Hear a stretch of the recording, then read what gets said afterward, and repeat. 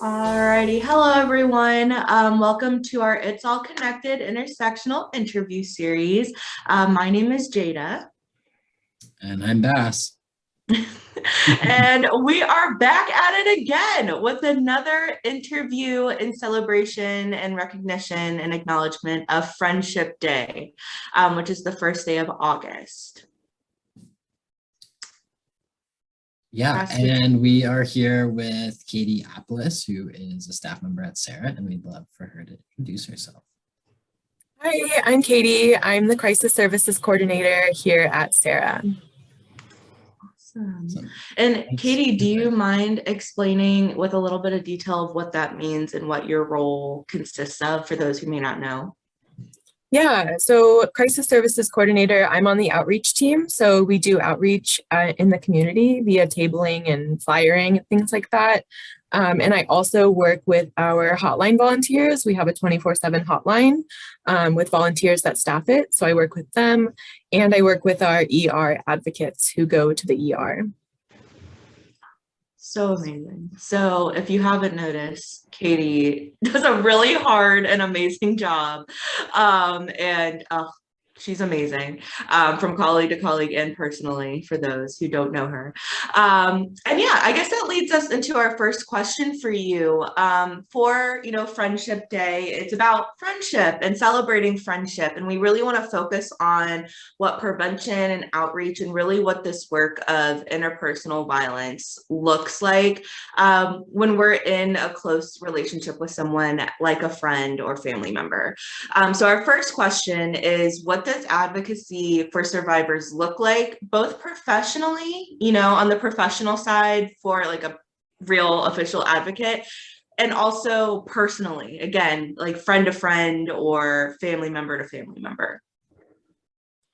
Sure. So first, professionally, we have a couple of different types of advocates here at Sarah. The first type would be our ER advocates that I talked about a minute ago. Our advocates are folks who meet survivors at the hospital following an assault to accompany them through the physical evidence collection process, if that's what they choose to do. And we can provide information and support in that situation. And then we have full-time advocates at Sarah. Full-time advocates provide support to survivors and loved ones following an assault. And that can be through emotional support, legal support, case management, referrals to therapy. And we have 3 full-time advocates, one who works with minors, so people under 18, adults in Charlottesville, and then a third who works with folks in rural communities. So that's what advocacy at Sarah looks like professionally. We keep in mind that the survivor is the expert of their situation, and they know what they need, and we are there to support them in whatever path to healing that they choose. Being an advocate professionally means not being a friend, in the sense that friendship is reciprocal and casual. And advocates aren't therapists, so we're not trying to direct someone's life in any way. We're there to support whatever they think is best for them. And then personally, with friends and family members, advocacy looks like believing your friend, your family member, listening and supporting them. The best thing that you can do is just say that I believe you, whatever you tell me, as I believe whatever you say. And then practice active listening, reducing stigma about talking about sexual violence, allowing space for them to discuss whatever happened, but not pressuring them to share their story with you if they don't want to, or pressuring them to share details about the story. And if they do end up telling you their story, not sharing that with any other friends. Even if you're in like a tight-knit friend group, don't share their story without their permission, because that's theirs and theirs alone to tell. And then allow your friend to heal at their own pace. Everyone's path to healing looks really different. It's important to understand that all responses to trauma are normal and everyone responds differently. So even if it doesn't make sense to you, know that it probably makes sense to them, and support them on that as well. You can also educate yourself just on like responses to trauma. The internet is a wide and vast place, so utilize it. Look into myths and your own biases on sexual violence. And then lastly, take care of yourself, because it's really tough to watch someone that you love go through something really difficult. So practice self-care.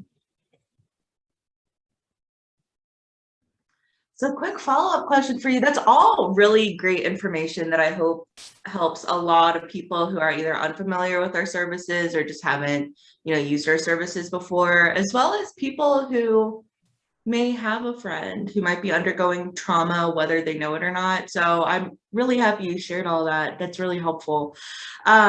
If someone wants to get connected with one of our advocates, hearing what we're able to offer as an agency, what should they do to get connected? They can call our hotline. It's 24/7, and they can be connected with an advocate that way. They can also call our office. Our hotline is 434-977-7273. And our office is 434-295-7273. So they can call either of those. You better have those memorized, Katie. Oh my I literally gosh. memorized them yesterday. I was like, I should probably know these by heart, right? So that is so awesome. Awesome. Thank you for clarifying that. Katie, what if someone doesn't feel comfortable calling? We also have a text line. It's Monday through Friday, 9 to 5. They can text us, or they can send us an email, but texting and hotline. And it's all confidential. So that's important to know too. Yeah. I noticed that something you mentioned in what advocacy looks like is just believing survivors. And I feel surprised that that's something that happens, that we don't all start just by believing that someone has gone through something terrible, and like the reaction to make judgments. But I'm wondering if you have any like other tips or tricks on things to do or things not to do for friends and loved ones of survivors who are trying to support someone. Yeah, I think you could start by asking directly what kind of support they would like from you. I mean, if they want to, just, do you want to just talk about it? Do you want me to just listen to you? Do you want me to hold you while you cry?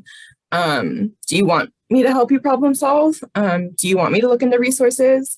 If the answer is no, then don't do that. If the answer is yes, then do what they would like, to support them in whatever ways that they need. And if you don't know the answers, you can be really honest about that. Say, I don't know. And you can call our hotline and we can help you guide you through those things. Or you can pass along our hotline to your friend, or you can call together and we can all talk together. Those are great tips. Sorry, go ahead, Bess. No, go ahead, Dana.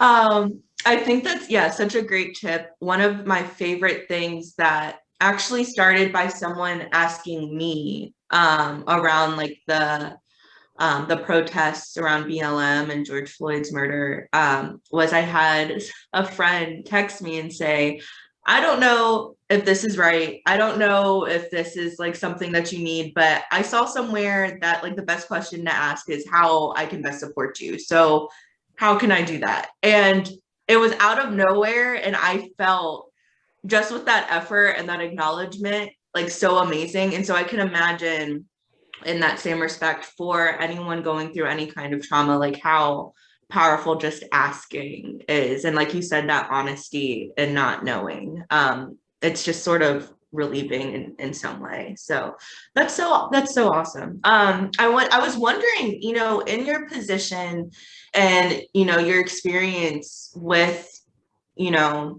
emotional like management and like what to do about these things, are there common like misunderstandings or things that you see society or TikTok or people doing and you're like, oh no, like you should not do that because of X, Y, and Z? Yeah, absolutely. One of the first ones that comes to mind is when someone shares their story, a follow-up question might look like, well, why didn't you insert whatever? Why didn't you fight back? Why didn't you call for help? Why didn't you just leave?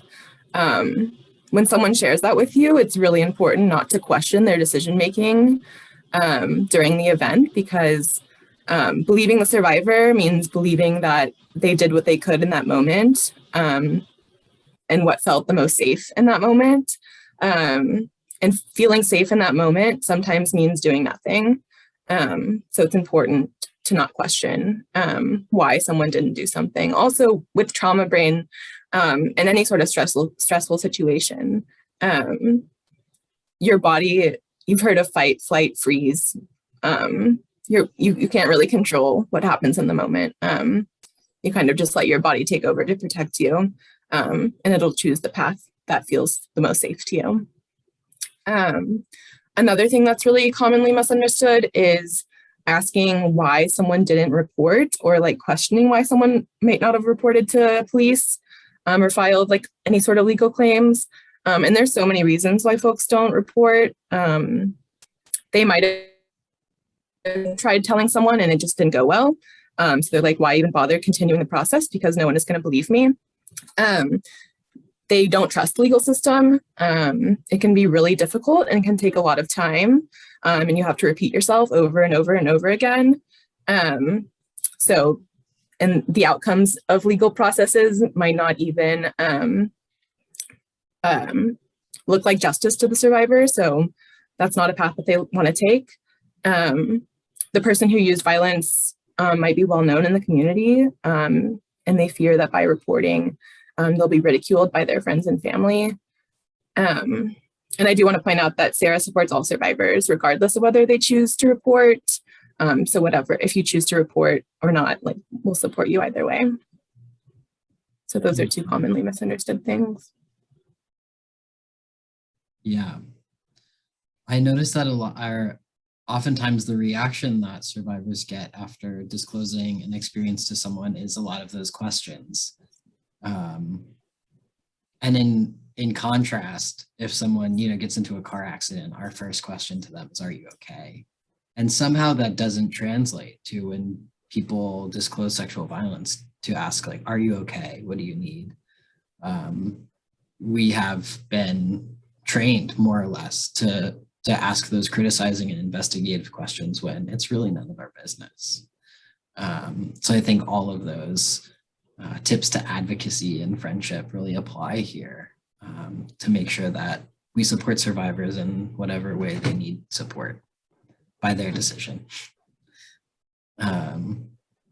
And people might be feeling like they want to get involved with Sarah, like they've got the skills and empathy and passion to support survivors in our community. Katie, what could people do to help out?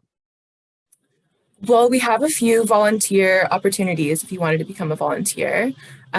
We have outreach volunteers, which looks like taking a 2-hour training and then helping us out at tabling events, or flyering around town, talking to community members. We do lots of events here in Charlottesville and the surrounding counties. So if you wanted to participate in those, outreach volunteer might be good for you. If you're looking for something a little bit more of a deep dive, we do Hotline Volunteers, like I said earlier, and that involves a 40-hour training. We have one coming up this fall at the end of September, beginning of October. And you'll go through the 40-hour hotline training, and then you'll be ready to take hotline shifts on our 24/7 hotline. And Katie, for people who may not feel comfortable taking on those opportunities because they feel like they need to learn more or understand, what these words you're saying really encompass like justice for survivors, like want to learn more about what we've talked about today, do you offer trainings or like know anyone that can offer trainings and like more learning opportunities outside of the volunteer opportunities?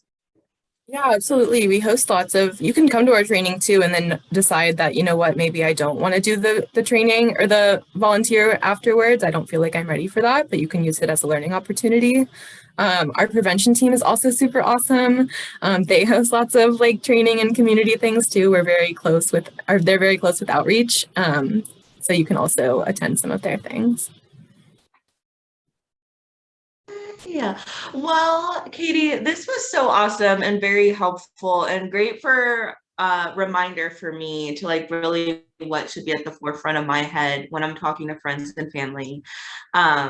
Is there anything to really end this interview that maybe we've missed, like things that you want to say and make sure like the public knows about? Like this is, I mean, it's been your time, this entire time, but like final full reign in your court, like anything that you want to say to end off this interview? I don't know. If you have any questions, you can always email me, katie@sarahseville.org, or you can call our hotline. Always open and welcome to questions. Great, thank you. Well, thank you so much, everyone. This was in celebration of Friendship Day. Thank you so much, Katie, for your time and the amazing work that you do. And yes, if anyone has questions, feel free to hit up Katie, hit up Bess or I, or just our general Sarah line. Feel free to go on our website. Let us know anything that y'all need. And thank y'all so much. We will see y'all next month.